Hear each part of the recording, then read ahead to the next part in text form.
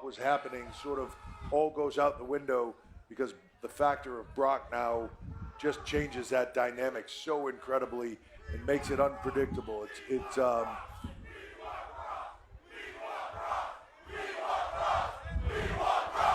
You have him. You've got him. Yeah, you want Brock, you've got him. So, yeah, just incredible to have him back. What's going on, everybody? This is Chris Classic dropping a car vlog. Hope you guys are having a wonderful morning. Nobody tells me that God loves you, Christ loves you, and I love you as well. I'm praying for you guys. Holy Spirit, just take over and let's all move on one accord, which is very important. Make sure you subscribe to the Take It Home podcast, where I talk about professional wrestling topics, and I put up my matches as Classic Alpha, a wrestler of 13 years. Make sure you also subscribe to C3 Ultimate Wrestling. That is me and my wife's professional wrestling company, and we have our next show August 30th called The 11th Hour. It'll be in Dyer, Indiana, so that's the state line between Indiana and Illinois. Harold's private venue. Tickets are on sale now. Kids tickets are $5 cheaper than adult tickets, but all tickets altogether are $5 off on Eventbrite. There'll be $5 more at the door, general admission, bars. Triple H. A lot of people have been saying stuff about Triple H since he's basically taken over the reins of creative for WWE. So we are going to do that today. We're going to talk about 3 things that Triple H had avoided this weekend. You ready? Allegations, questions, and Karrion Kross. Once again, this weekend, Paul Levesque avoided questions, allegations, and Karrion Kross. And we're going to talk about it. First and foremost, let's talk about the questions. So you guys know that they're not going to have like an open panel where podcasters, interviewers, and things like that, news reports, they're not going to allow them to come in and ask questions after the show. They're going to do their own thing. They're going to speak to the panel. They're going to talk to people. They'll talk to Big E and stuff like that. They're not doing that anymore. So let's speak about that. One, obviously, they're not probably going to want people to ask questions because everything that's going on with Brock Lesnar and stuff like that with the court and all of that stuff. And, you know, that's one thing, because obviously there was going to be somebody that was going to ask. You know, I think the thing is, I don't know if they have a briefing with some of these people of like, hey, you cannot ask this question, you cannot bring this up, but you can ask anything else. I don't know, but some people have said stuff. Also, Triple H, you know, I don't think he answers questions that have a lot of pressure and kick to him the best way. You know, when some people were talking about the lack of color on some PLEs and stuff like that, and he was like, well, I don't see color. It's like, that's like the biggest lie. I mean, you're for a company that celebrates Black History Month and all of this other stuff and all that, and obviously you see some type of color. You know, I think that is definitely a different way to say it, and I think when people say that, you do have to elaborate, and I think elaborating will take longer, and then that makes people lose interest on what you're saying. I've always felt that, like, it is good to have people who doesn't work for the company ask questions and have general concerns about certain things, but I do think that some of them did go overboard, even in AEW, like when the Acclaim went against Swerve and Keith Lee. And the Acclaimed, one of them, or both were from New York. And what happened was the crowd really wanted them to win. And it was a great match, and they lost.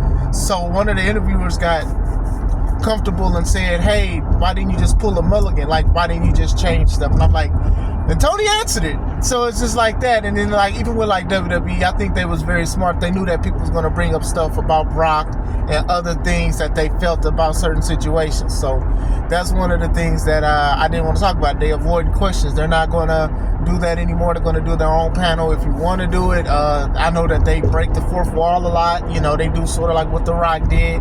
So The Rock like gave like hints of what's going on and stuff like that. So there we go with that.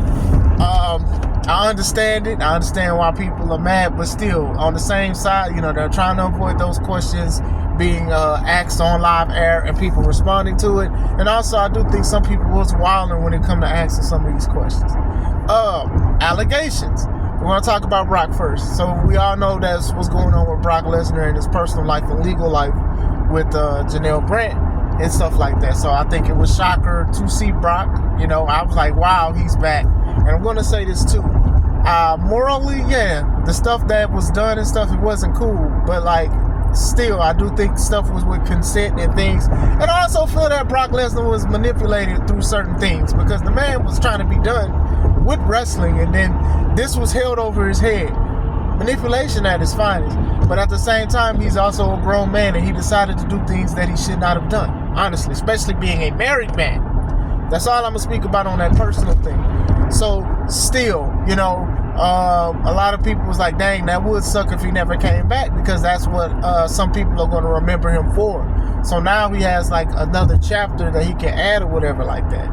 But still, you know, despite all of this stuff that's going on, because the case and all of this stuff is still going on, Triple H still let him come back in. And they was saying like John Cena wanted to go against him. Janelle Grant's reps, she also spoke about it. The rep spoke about it, saying like, you know, WWE has basically done this a lot, where they swept misconduct under the rug. To be fair, the rep has a point. WWE has done this a lot. There's a lot of stuff that has been done that other people have done way worse than what Brock is alleged to doing, and people still got put in the Hall of Fame. They got the 10-bell salute. They got all of this stuff. And I'm not talking about the one who passed last week. I'm just talking about other wrestlers and stuff. They have other things that was like way worse than even his situation. The guy who passed last week, Hogan, of course. So still, you know, WWE has done this a lot. You know, Dark Side of the Ring, and it opened up a lot of people's eyes through certain things in certain situations. And, you know, if they don't suffer through anything on earth, God will have the final say, especially if they didn't repent. But that's still. As far as the Brock thing, of course, I'm sure they was like, hey, let's see if we can still do this and how we can put this together or whatever like that. Because, you know, in a way, Brock was a victim under the Vince situation. But like I said, Brock shouldn't have did what he did. Shouldn't have did it at all, right? Allegations on that. And somebody brought up a point, and I wish I would have saved it, but I didn't.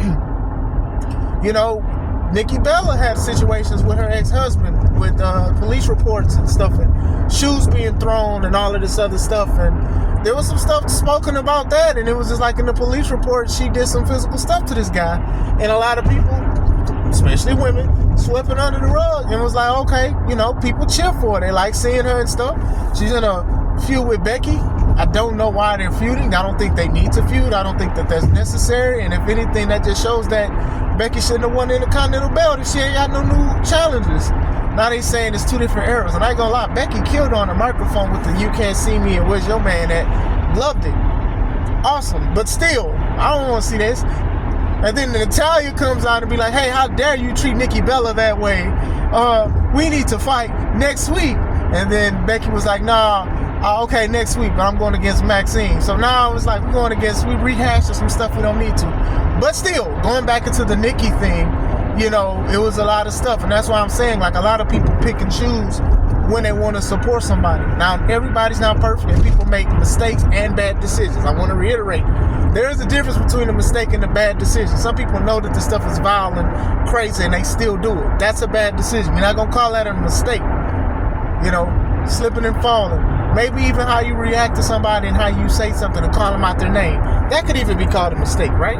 Especially if you're trying to work on that. But still, we're not going to sit here and be like every time somebody gets called or something comes to the light, it was a mistake or whatever like that. Nah, just say you made a bad decision.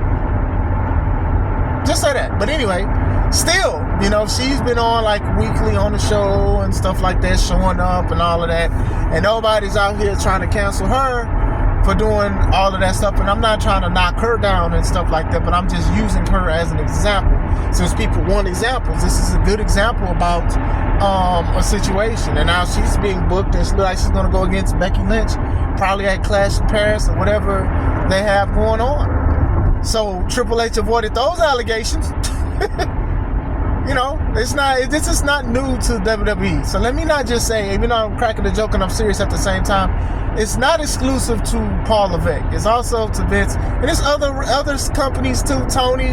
A lot of these people, they got people that have said controversial things, bad things, have been involved in bad things, but people forgave them. But sometimes, like I said last week, is there a gate? Is there a limit? Or are we going to keep moving the goalposts? And we all know we move the goalposts. We all have some sense of biasness towards somebody, especially if it has something to do with color, spirituality, sports, if you like them, if you don't like them, who you're dating, who you're not dating. There is a form of biasness. Now, the magnitude of it is subjective, right? That's between each and every one person or whatever like that and how you do it. You know, some people don't like to admit it because they be trying to have a strong narrative, but they mess up because they become either hypocritical or they just be trying to sound profound and still be lost. That's the bar in that. Still. So that's even with that. That's not nothing new. Now, this one was crazy. I looked at it yesterday. I don't really look at post stuff like questions and stuff unless it's like a minute. Like if they wrap it up or a highlight or they say like it's a minute or something, I'll probably look at it. But what I don't do is I don't turn around and be like, oh, well, let me just keep this on and let me listen to what they say. Like I'll look at like when they show the wrestler in the ring and they go to the back or something because I always think maybe something else will happen, right? But I don't really like sit and like look at it and stuff. So Triple H was on the panel. He was talking to the people, and then all of a sudden, we want Kross. We want Kross. I probably had a video at the beginning of this video. We want Kross. We want Kross. They all stopped, turned around, and it was like, you got him, you got him. And then Triple H was like, yeah, y'all got Brock. Y'all want Brock, y'all got Brock. I'm like, bro. Petty Murphy, Petty Mayonnaise. Rock Petty. Petty rocking all night long. That was petty. I was like, bro, they clearly are saying Kross. They're not saying Brock. Now, I don't know if this is supposed to be some kind of storyline because, you know, Kross spoke about it, TikTok and blah, blah, blah, and people want to see me and all of this stuff, and I'm undeniable. He ain't say I'm undeniable. I just brought that in there. But still, I don't know what it is. I don't know if they are trying to do something with Kross and try to get more people to like him, but I don't know because the way WWE is utilizing him is kind of crazy. And I'm not even gonna say, I'm not saying I'm not a fan of Kross. I'm just saying I'm not looking out for Kross, and that's nothing against him personally or nothing like that. I just think it is what it is. But he is a guy that a lot of people want to see. A lot of people bought his merch and stuff. A lot of people started looking at his matches and stuff. I don't know what WWE wants to do with him. I don't know if he's out. I don't know what's going on. But still, a lot of people, they cheer for him. They did a chant. They directed it towards Triple H. And for Triple H to turn around and be like, yeah, y'all want Brock, you got Brock. Brock and Kross don't even rhyme. It don't even rhyme. It don't even rhyme. We literally hear os. We hear os. We don't hear ok. We hear Kross. We don't hear Brock. Try to play on that O. Still. Yeah, that's crazy. I don't know what this story is. You know, I'm not even that interested in it. You know, if it works out for Kross, cool. But still, like I said, him and Sammy, they didn't even need to have that match at SummerSlam. It literally was the same match that they had at Saturday Night's main event, except a pipe was involved. And Scarlett with the pipe. Still, I was like, well, what do we didn't need to see this. It didn't feel like a SummerSlam match. It just didn't. A lot of the matches didn't feel like SummerSlam match. Maybe I'm getting old. Maybe I'm caring for quality too much. But it just didn't feel like a SummerSlam match. I'm just saying it didn't. It didn't. Just saying, man. It's interesting though, because it is like, you know, regardless of how they treat Karrion Kross, a lot of people are cheering for him and stuff like that. And I'm like, what is the end game? Like, does this mean something? Or are y'all going to wait for the crowd to stop calling out for him and calling his name? Because WWE has done that before too. WWE has done that before where, you know, people try to quote him. I don't want to say hijack the show because you can say what you want to at a show. They get together and they say stuff and it's just like, okay, either they cater to you or eventually it just dies down. The CM Punk chance died down when he left. At first, it was loud. You couldn't compel it. Like, people had to cut promos around it, and even Stephanie did. And it's like, it died down. Now, you know, it's Kross's turn. So we'll see where it goes. You know, he's doing the devil you know thing and all of this stuff. And, you know, he's speaking stuff. And this happens a lot. It's like, I'll call it like the pipe bomb dream. Pipe bomb, pipe dream. And it's just like, you know, when a wrestler seems like he's going off the script, so I'll shoot from the script. When they're going off the script and stuff like that, and they're saying stuff, oh, well, F this person or F that person, or y'all said this and that, and then all of a sudden people are, oh, yeah, he's cool now. He's cool now. We want to support him. Let's support him. I'm like, cool. But hopefully you consistently support the person if you want to. And one it's your choice, but it's just like a lot of people are like that. You know, a lot of people became CM Punk fans when he did the pipe bomb. They bought the shirts and everything when he returned and stuff. You know, it is what it is. It's just how it is. You're supposed to promote yourself and stuff like that. And then Karrion, you know, obviously it was a very passionate promo. And to fast forward a few months later and Triple H is like, yeah, we got Brock. Y'all want Brock? Yay. I would feel a certain way. I would feel a certain way. But it goes to show, sometimes they do not listen to fans. And it's a good and a bad thing sometimes. Sometimes the fans won't feel good moments, like Jey Uso beating Gunther for the heavyweight title. You know, they feel good moments. And then sometimes these people, you know, hey, you know, we want to go in this direction, you know, and it works out for them. And sometimes it don't. That's just a chance that you take. But as far as the Karrion thing, that is crazy. That was crazy. I was like, wow. And people feel a certain way about Triple H. They feel now more than ever. Some people do feel like, dang, why did you bring Brock back? Dang, why did you do Kross like that? And I figured that Kross was a Triple H guy. Now, something could have happened behind the scenes. I don't know. Or this could be a part of a story. Like I said, I'm not that interested in the story, but I hope everything works out for Karrion Kross. You know, the devil you know and all of this other stuff. I'm like, this devil losing a lot. I mean, the devil loses a lot anyway, but I'm just saying in general, I'm just saying. But yeah, I did want to speak about that. You know, Triple H he avoided questions, allegations, and Karrion Kross. So what do you guys think about it? Let me know in the comments, and we'll talk about it all day or tomorrow. I hope you guys have a wonderful day. This is Chris Classic. Just take it home.